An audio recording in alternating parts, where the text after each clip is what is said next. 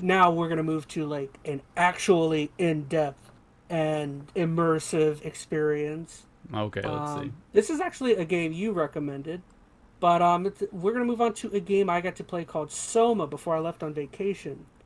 And Before you get into it, Metal, have you seen or heard anything about Soma? I have not. So Oh, this is gonna be fun. okay. I almost don't want to ruin it. If you're, are you gonna play it? Probably not. Okay, cool. You should at least watch a Let's Play. So I'll be fair, I'm not going to go into anything detailed, but like I never actually played it. I watched somebody else play it. And honestly, for this kind of game, as much as I hate to say it, that's sufficient. I don't think having to play this game is required to get a lot out of it. So even after we talk about it, I would highly recommend watch Chaz's Let's Play or someone else's, like maybe definitely someone else's It has Chaz. to be. I think it has to be experienced. I think it really is. It's. I don't know. I don't even know how to explain this. Like it was such a great experience, but like also in a way, I think you mentioned it during my stream or some point. But like, it's almost similar to Scorn in the fact that like it's not very gamey. If that makes any sense. Like you from what you've seen in terms of like streams, like it feels very cinematic and It's almost a a lot of walking walking. simulator, or not walking Yeah. simulator, but you know, narrative walking. It's a narrative. Like, really, it falls in line a lot with the gameplay elements of something like Scorn. But I think what this does, Hmm. I hate to say better than Scorn, but probably so. The narrative is a lot more clearly expressed. Incredible. Yeah. Well, Yeah. you got voice acting and everything, which helps a lot. Whereas Scorn is all just environmental. Period. So. And this, I think, has something very different, a little more specific to say, maybe. So I don't know, but I'll let you give Hmm. it into. I'm sorry, I'm hopping in too soon. No, you're good.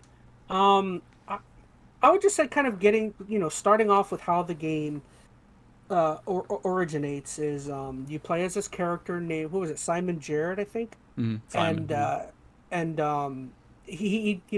you wake up in his apartment, you kind of come to in his apartment. He's just been in a terrible accident where his girlfriend was killed, and he has some sort of very critical brain trauma. He has like a terminal injury to his brain, so he's constantly in searching of some sort of medical relief, some way of curing himself. But as it turns out, he's terminal, so he really has nowhere to go. So he is offered somehow by, oh, I don't remember the character's name. I think he was like Chun or something. Chun something. I Oh, don't I don't remember remember. the doctor. You're talking about the doctor's The name at the very doctor. beginning. Yeah, It doesn't yeah. really matter. And there's this doctor though that extends some sort of offer to him that like, listen, what you could do is if you want to help people in the future, offer us your brain, and when you pass, we'll be able to look at it and study it and figure out, maybe some sort of way of helping people in the future.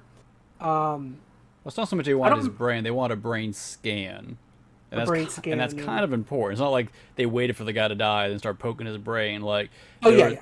there was Mm-hmm. a point in the game. I know I'm hopping in, but the character had went to this doctor to hopefully get some kind of treatment for his injury. He's like, well, in case Mm-hmm. this doesn't work, we can do a scan of your brain right now because they're doing like some artificial intelligence kind of stuff with it. And they're like, it will help kind of develop this system I'm working on. So like in this Mm-hmm. office, they scan his brain, and then the game takes a turn. Yeah, basically he comes to in like a strange like underwater facility, and that basically is kind of the game. As he's going through, he's coming into contact with I mean, there's not really any people around, but he comes into contact with I think the very first time he meets actually something to talk to. It's actually like a machine that thinks it's a human, and it's talking to him, and like it's a really interesting dialogue where like the machine is like, or Simon keeps saying, "Oh, I are you human, or who are you?" And the machine is just convinced that it is a human and stuff. And what's really great about it is like he goes into the next room and he actually sees the body of the machine's former self, that it actually thinks that it's still alive. And I don't want to like ruin things, but like, yeah, it that's a lot of the game is like him trying to kind of figure out what's going on. And then as he keeps going, he meets the Catherine character, and basically they're in a world where like what is it, 100 years after the events of 2015, a giant meteoroid or asteroid hit the earth. Everything above sea level is basically gone, and this Catherine character has she has like what is she has like an arc that she's trying to create with all of these. She's trying to take the like you were saying, kind of scans of people and trying to take their consciousness, put it onto an arc, send it out into space so that there is something remaining of the human race. You know, something for, I don't know, somebody in the future to find, or some other race or something. I don't know. But It was her way of preserving humanity. So the whole point yeah. is like, at this point in the game, your main character Simon has no idea what's going on. All you know is you're in this basically dystopian underwater base where all humans are gone, except for like this one other character you know of. So these other characters down there are trying to find a way to preserve what's left of humanity, which they think is just by scanning everybody's brains, putting them in this computer simulation, and then sending them out. So at least Mhm. your consciousness exists somewhere out there in the ether. So that's kind of the objective you're sent on throughout the game. Well, the objective is ultimately to reach the arc, which they initially got sent into space, but it failed on its initial trajectory. So you have to go find the arc, which is somewhere in like way down in the abyss, somewhere on the other side. And basically, on your way there, you are constantly hassled by this AI program called the The what WoW. was it called? The WoW, yeah. And basically, what's so fascinating about this game is the I don't want. It's not a contradiction. It's the similarities between this WoW AI being and what Catherine wants in the arc is the WoW initially before the asteroid hit. Its main protocol was to ensure that the humans living under the water just continued on. They lived on. It was making sure all of the facilities were operating, functioning properly. And basically, once the asteroid hit, the WoW, I guess just because things have changed, the WoW decided to shift its view of how to continue on. So basically, you have Catherine, who's trying to put all the consciousness on the ark, send it into space, so there's something remaining of humanity. And then you also have the WoW, which is attempting to do the same thing, but by what is it's trying to like fuse human cells or human bodies with structure gel, which is like this gel that's found deep in the water. It's kind of what they use to fill in everything. Or, How much have you catching of this metal? Because your big there's face is so kind of much. hard to read. There's so much. I'll tell you, I don't know if doing a synopsis of this game is going to do it any justice. It's not Because going to do it if you justice. try to go plot by plot beat, there's just so much. I mean, I'm sure you're getting there, but the whole gist of this game is trying to define what it means to be What human, is what is yeah, life. Because exactly. in this whole underwater dystopian, there are very few examples of living humans. There's one example where there's a human, physically she's alive, but she's like this WoW creature has strapped her down, like glued her to this like the wall essentially. Air sac thing that's like keeping her lungs going. So she is physically alive, but she's not really living at that point. So once again, the WoW creature thinks it's serving its job, keeping him alive. That's also why in some cases you'll see robots that have brain scans loaded into them. They thought, oh, I could, preserve humanity by taking these old scans of people's brains and putting them into robot form, because then these people are living, because, their consciousness is there. But is it really? Like, that's the whole big kind of, ethical, moral, existential debate that's happening in this game is, how do you define something being alive? And I don't know if you've kind of caught on to where this whole game's going. It's a big twist, but do you want to go to it, Chaz? Because I don't I think you've just said it wanted yet. to. Well, I kind of wanted to shift over. I mean, I guess it leads there, but I wanted to shift over to the Simon character, who Hmm. he's like very integral. He's actually the ultimate. He's the. I don't know. Are we doing spoilers? I don't want to throw, but You kind he of is. have to at this point, otherwise this conversation's not going to be able to go Yeah, anywhere. Simon essentially is the origin of everything that's going on within the story of the game, because there's a really interesting section where they need to get some sort of security access in order to further progress to get a some sort of submersible to go and deep into the ocean. And there's a section where they have to get a security access from this brain scanned former security person who works or used to work there. And basically, what they want to do is they're trying to trick this his like brain or they're trying to trick. It's so crazy. Like I'm like getting tongue tied, but they're trying to trick him to give them the security information. But the problem is that the brain in that form, or the consciousness in that form, is so easily it can go off track and kind of go crazy on itself because it doesn't know what it is. It doesn't know where it's at. It has like no base understanding of what is happening. So, Basically, in a so, I'm not trying to cut you off, but it's just no, I know it's hard to explain. So these scans, I mean, it's basically if you could take your brain and load it into a program, and then when you turn the program back on, it thinks it's you because it doesn't know it's a program. So that's kind of what's happening here is they have to load up this program with this old security admin to try to trick this program to tell them this passcode. But the thing is, the program has no idea he's a program. He thinks he's the actual person who was scanned in the first place. So you're almost going through this torture scenario, which is kind of awful because you're birthing and killing him. You're Each loading and his every brain time. back up, tricking him, and then when you don't get the result you want, you kill his brain off Oh. again, essentially.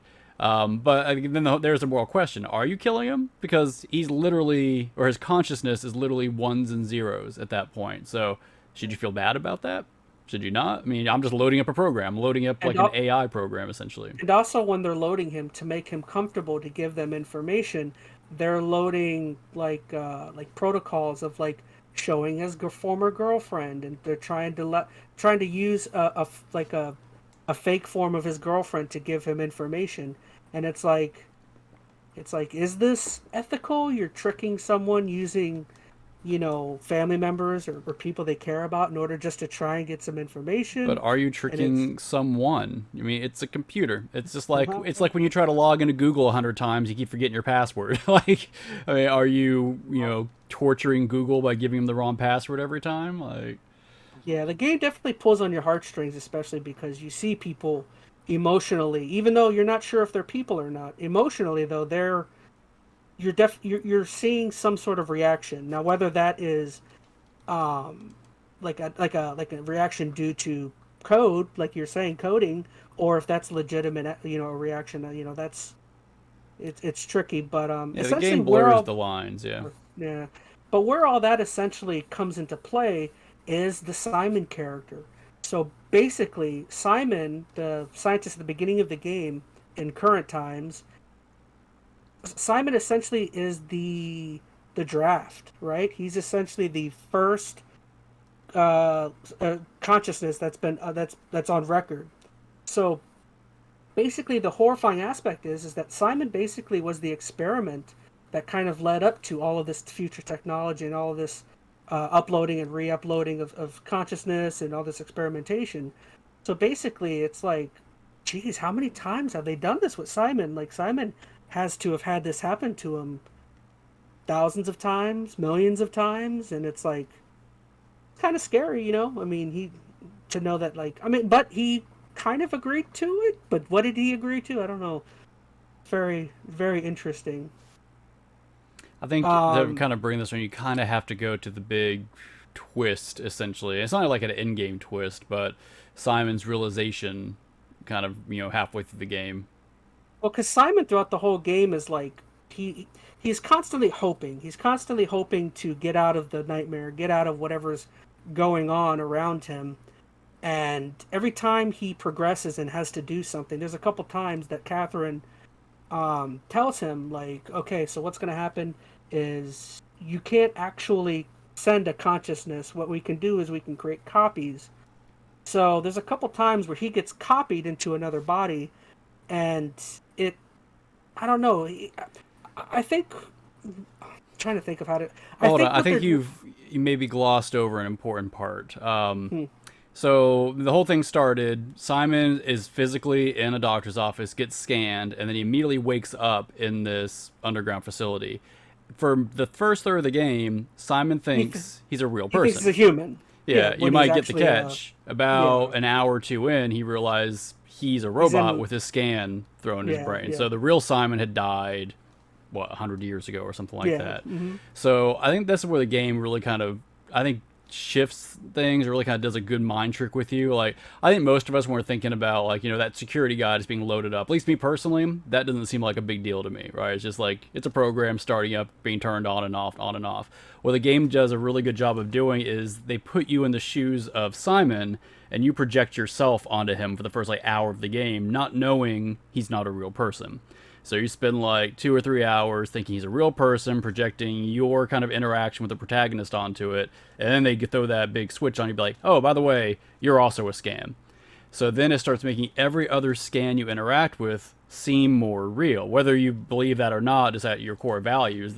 That's the real big kind of mind trick that the game is playing on you. They try really hard to tie you to the fact of your humanity as the player tied to the scam, and it shifts things a lot. Now the other thing that's super, like, I felt that really built a connection, makes you connect with Simon, is the fact that Catherine, like, she never really tries to, like, pull the wool over his eyes. She's not tricking him. She's constantly telling him, or she constantly mentions that, like, you can't move consciousness. We can only make copies and stuff, and and Simon constantly goes with it every time, and he thinks he keeps thinking that he's going to be saved and sent somewhere. But it's like, I think what they're trying to say is that, like, because he's in such a hopeless situation, like, his brain has no, it has to reach for something, it has to grasp, he has to have something to hope for. And, like, I don't know, they kind of make him seem like a dummy, the fact that he keeps looking past it. But, like, I kind of look at it as though, like, I don't know. Again, he has to have something to go for. He has to have a goal, and we gotta think about the context of it too. Like, I mean, people look at it from the outside, but if this was you and you woke up in this game thinking you were alive, the game is not a very long game. It's like 8 hours. How long would it take you to actually accept the fact that you weren't a real person? Like, if right now, 8 hours from now, someone said, "Oh, by the way, you're not a real person," would you accept that? Like, would your mind allow you to do so? At that point, you still wouldn't believe it. Yeah, and even, like, I mean, there's proof and there's examples as Simon goes through this game being like, well, clearly things aren't quite right. And I mean, I think there's one point if I looks down at his hands and see he has robot hands. So, I mean, there's clear tells there. But your brain plays tricks on you. This guy has not had a lot of time, well, clearly not physically, but with his little robot brain to accept what's happening around him and process it. So whenever these cues come up, you're like, okay, now you're not actually going to move your consciousness. You're just going to copy it somewhere. It doesn't click. And that happens a few times, but the game, once again, is really subtle. There's one spot, I think you mentioned it, you're about to, you have to copy your consciousness, Simon's, into a different body so we can get to a different, like, depth in the sea, because the other body is, like, in a special suit or something. But at first, that seems fine, because the game actually switched. I totally forgot to play the B-roll. Oh, I know. That's why I haven't been showing anything. Shoot, sorry. No, it's fine.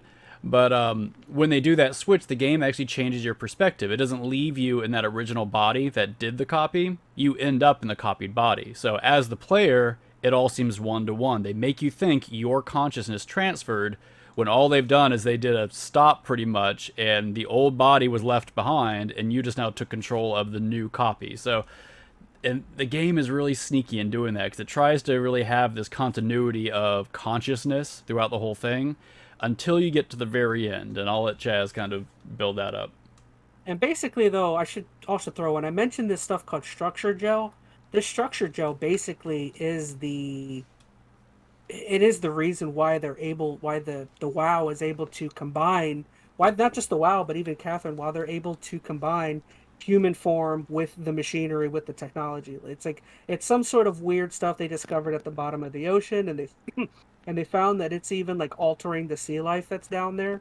And yeah, but again, that's kind of, the structure gel is very important in the story of kind of explaining how everything is happening. It is and it isn't, though. Like, here's the thing with this game. Like, there is the narrative with the structure gel and the WoW and the world ending, but that's not really the point of this game. That stuff's not important, no. Well, like, it's important, but it's important to, keep the character moving along, but that's not what this game is about. Like, you could put this in any other setting with any other constructs. Like, that's just something to, explain how you're able to have robots that are, able to work with, human consciousness, but that's not the point of the game. Like, the narrative's interesting. I wouldn't take that away from this game. It's about the whole human existential crisis that they're kind of posing throughout this whole thing.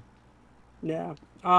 I guess yeah. We'll just shoot through the end. I mean, uh, there's a section where once Simon gets copied another time, he goes down into the depths of the ocean with Catherine, and basically they find the one of the main outposts, which is hidden in the abyss, where that's also where the Ark is.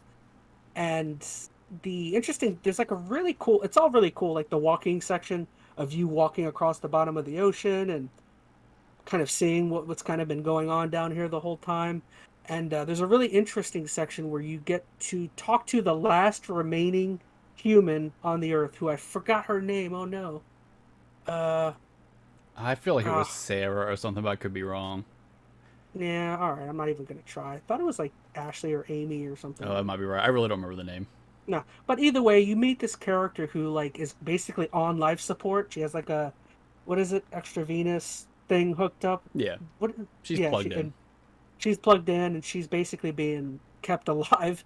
And it's just really interesting because like uh, kind of reiterating on a lot of the points of like what is being alive, what is being human. It's like yeah, this lady technically is human, but has she been alive this whole point? She's been stuck in a room hooked up to a machine keeping her alive. And again, like you were saying, like has she been living,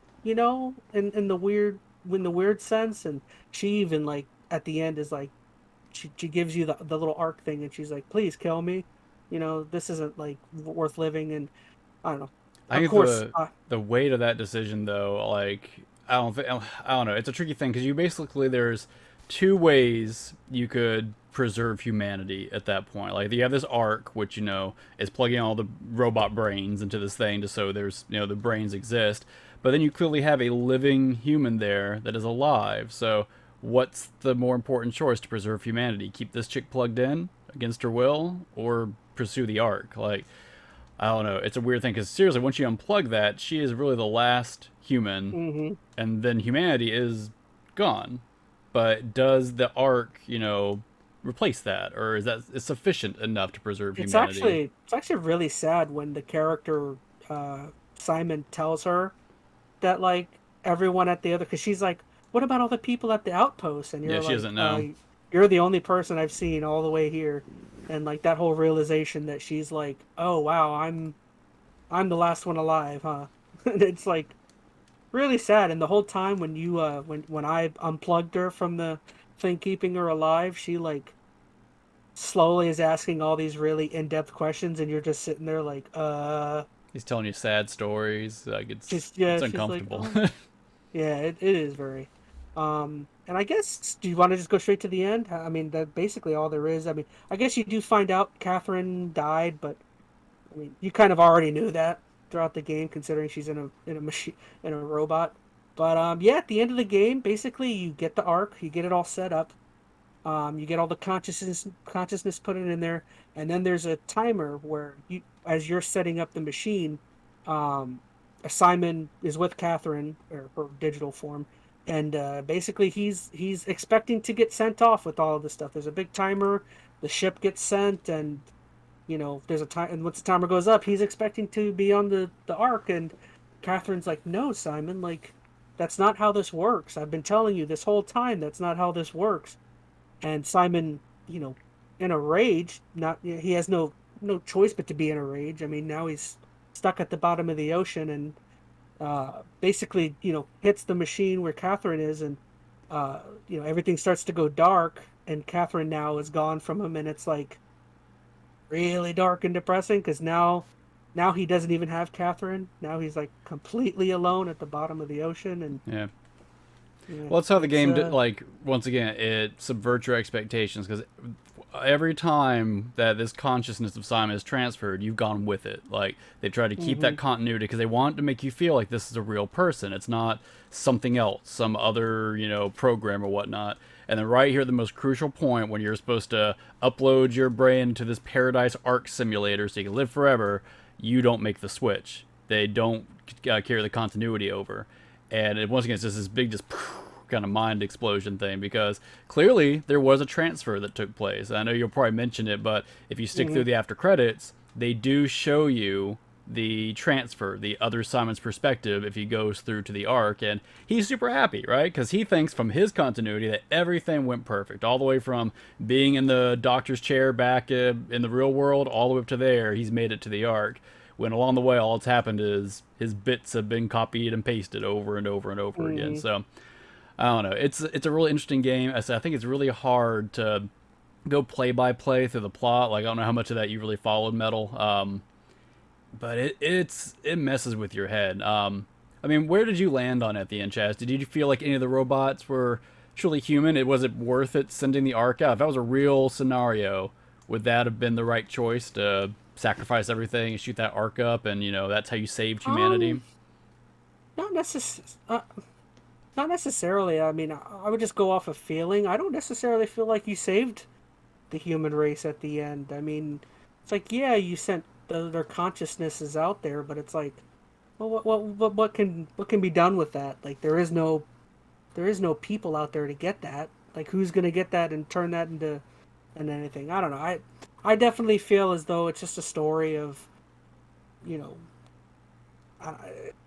it's a story of It's a bleak story. The human. It's very bleak. Yeah, I would say there's not many happy moments. I mean, I'd say all of the happy moments are when Simon is getting transferred into, or what he thinks every time he gets transferred into a new consciousness, or when he thinks his consciousness is being moved. Those are probably the only happy moments, because he's thinking he's gonna get saved every time that happens.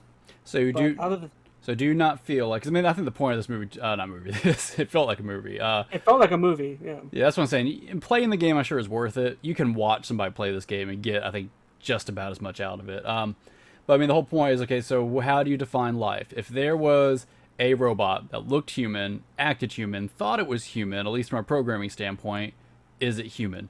Like, what's your take on that, Metal? Do you believe we're going to have human robots and people will just integrate them into society and they'll have their own parking passes and passports and everything?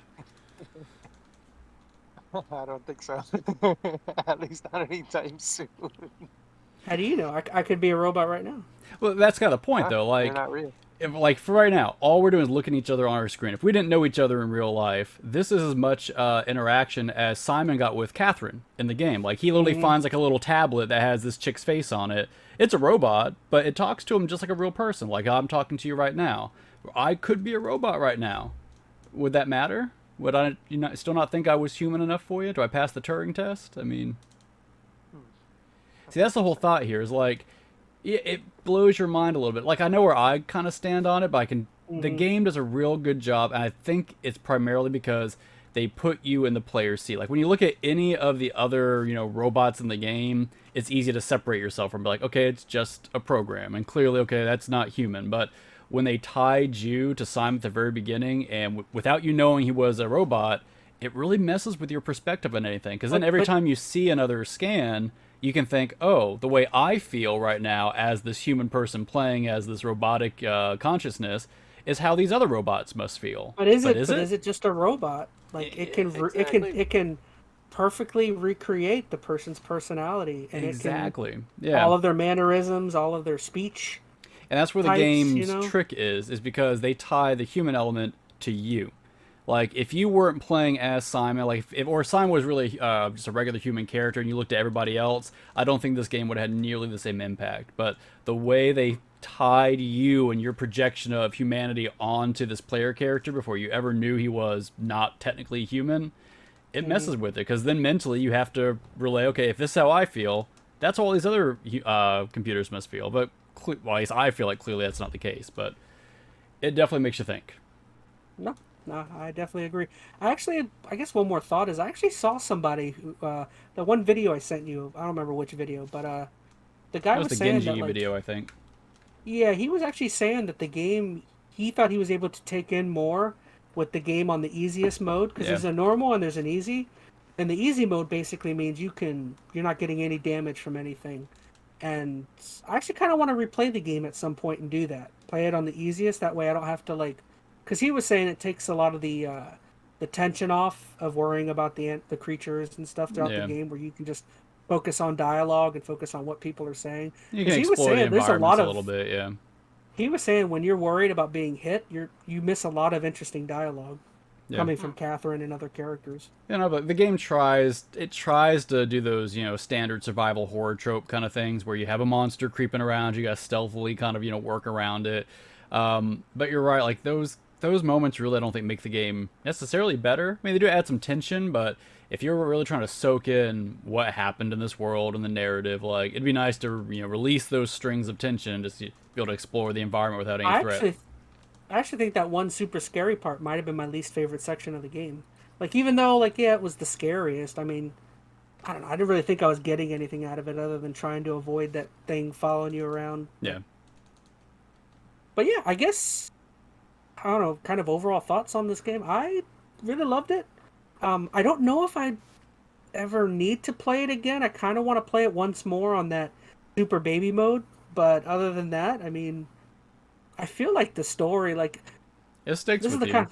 It sticks with you, yeah. This is the kind of game though I'll forever probably watch like in-depth videos on Yeah. YouTube where like I constantly want to be hear somebody say, "Oh, this is what you missed" and stuff like that. Yeah, I like to watch, you know, every couple of years, like a new Let's Play of it or something like that, because Mhm. it's just like watching like a good movie that's, you know, thought provoking. So I mean, I definitely recommend it. I hope we haven't ruined or spoiled everything for you, Metal. We probably have, but we were probably too convoluted to make it actually clear enough for you anyway. So I actually think there's a lot that could still be gained just by playing it, simply because of the acting. A lot of the voice acting is oh, it's great. excellent. Yeah, Hearing Simon and Catherine, how their reactions to certain things, hearing some of the consciousnesses react to being turned on or like turned off and killed. It's like I don't know.